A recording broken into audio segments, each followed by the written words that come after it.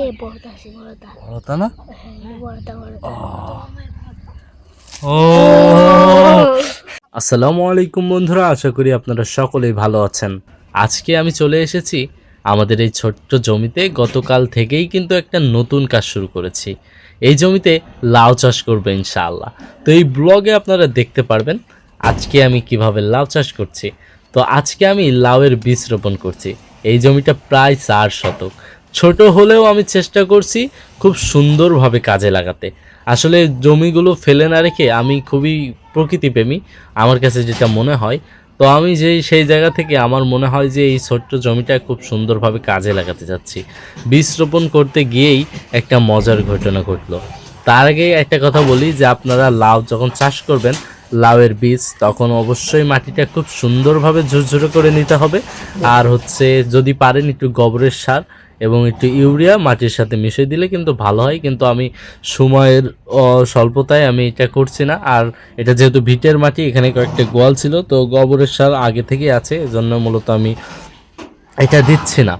তো যেটা বলছিলাম, এই ছোট হলেও আমি চেষ্টা করছি খুব সুন্দরভাবে কাজে লাগাতে এই জমিটা। বীজ রোপণ করতে গিয়ে কিন্তু একটা মজার ঘটনা ঘটলো। মাটির নিচ থেকে অনেকগুলো শোলা কচু বের হলো। আমাদের গ্রামের ভাষায় এখানে এই কচুকে কাবিল কচু বলেই সবাই চিনে থাকে আর কি।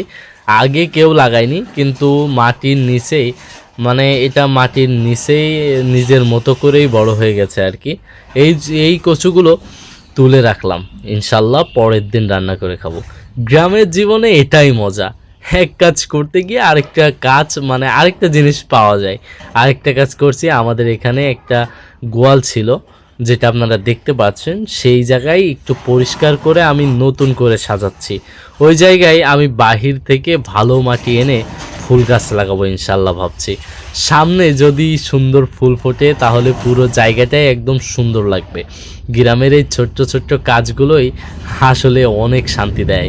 নিজের হাতে কিছু লাগানো, বড় হতে দেখা, এটাই আলাদা একটা সুখ আমার কাছে মনে হয়। আপনারা সবাই আমার জন্য দোয়া করবেন, আমরা এই লাউ চাষটা যেন ভালো হয় আর সামনে ভালো ফলন পায়। ভিডিওটা ভালো লাগলে লাইক করবেন এবং কমেন্টে আপনাদের মতামত জানাবেন। আর এমন গ্রাম্য ব্লগ দেখতে চাইলে অবশ্যই ফলো করবেন। ইউটিউব চ্যানেল থেকে দেখলে অবশ্যই সাবস্ক্রাইব করে রাখবেন। আবার দেখা হবে নতুন কোনো ভিডিওতে। আল্লাহ হাফেজ।